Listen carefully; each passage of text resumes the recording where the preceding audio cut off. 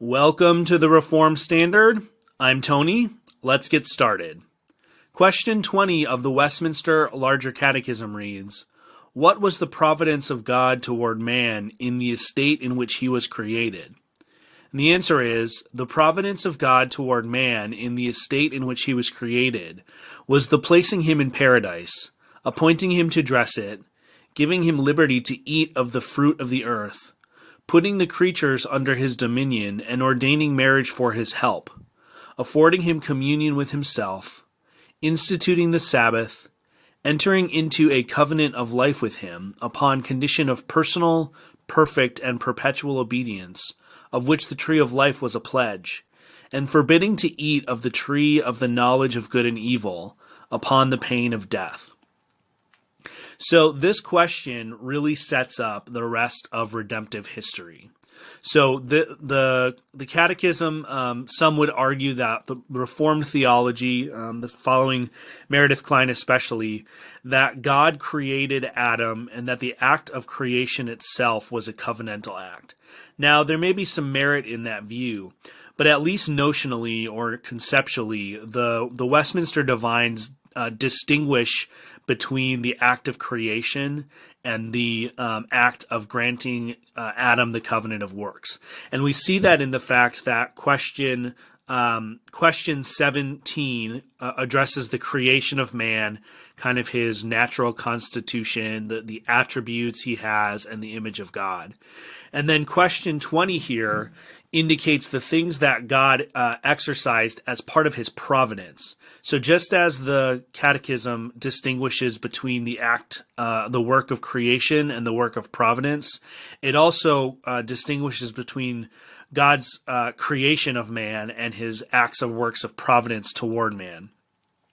And so we see several things that are kind of features of the initial covenant of life here, the covenant of works.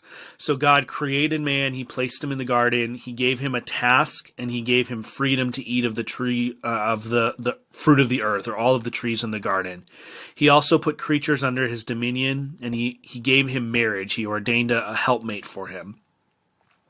And then this is the interesting part that I think we often miss, is he also afforded him communion with himself. So there's a religious element to the providence exercised toward man that is not exercised towards the rest of creation. So as we said before, there's a certain kind of creatorly fellowship or unity or mediatorship that the Father, the Son, and the Spirit have with all of creation. Especially the angels.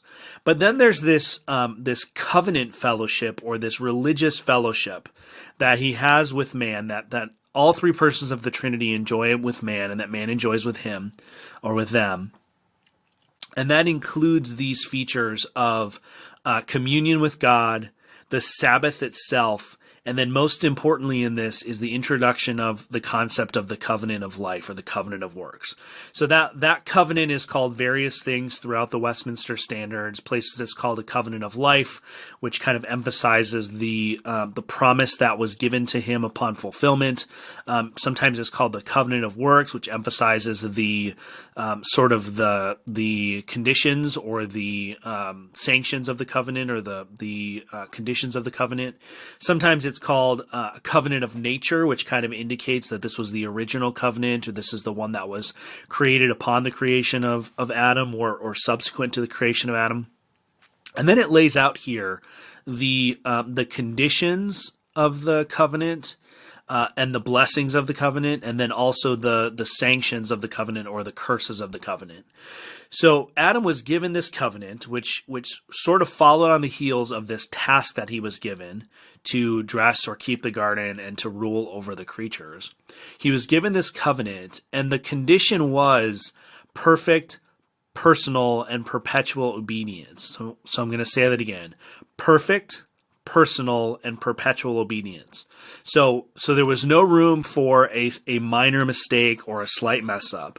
There was no room for sort of an impersonal idea of fellowship with God, like a natural fellowship that's not related to personal unity and union with God.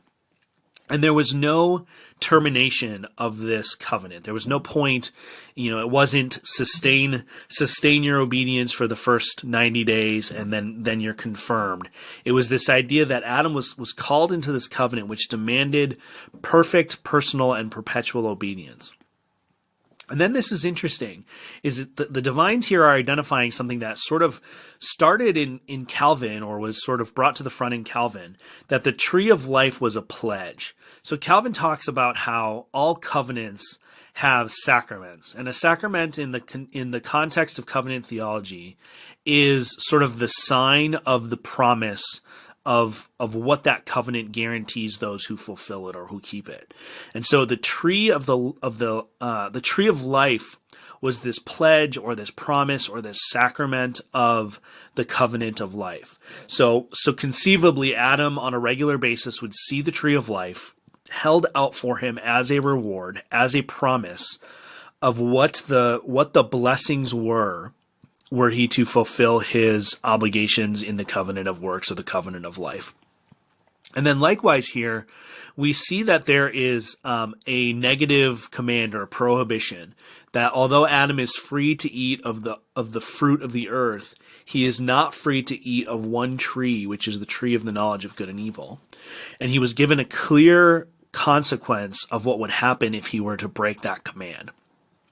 And another thing that I just want to point out that is, I think, unique, I haven't encountered it elsewhere, I think it's unique to Reformed theology, that the Sabbath, the fourth commandment, the Sabbath commandment, is instituted in the covenant of works or the covenant of life. So most traditions that I've encountered, and this follows on why the Sabbath ends up being abrogated for them in the New Covenant, would say that the Sabbath was not instituted as part of creation. It was not part of the original moral law. So they would say that they would use as evidence for this the fact that we don't really see a lot about the Sabbath until we get to just right before the giving of the Ten Commandments. Just a few chapters before, while Israel is wandering in the wilderness between Egypt and Mount Sinai, they're basically told to observe the Sabbath. And so the argument goes that since the Sabbath is not referenced, no one is commanded to keep the Sabbath, we don't have any direct textual evidence of anyone actually keeping the Sabbath, that the Sabbath had not yet been instituted. However, I think the flip side of that argument is when the Israelites were commanded not to do any work on the Sabbath, specifically not to gather the manna that was provided for them. No one really acts surprised. Nobody really objects to that. No one asks a question. It's just sort of thrown out there as though it's just an established fact that of course you won't gather manna on the Sabbath. So what we see in this sort of embedded in this question is this idea that the entire moral law, the entire moral commandments of God were instituted for Adam as part of his obedience here.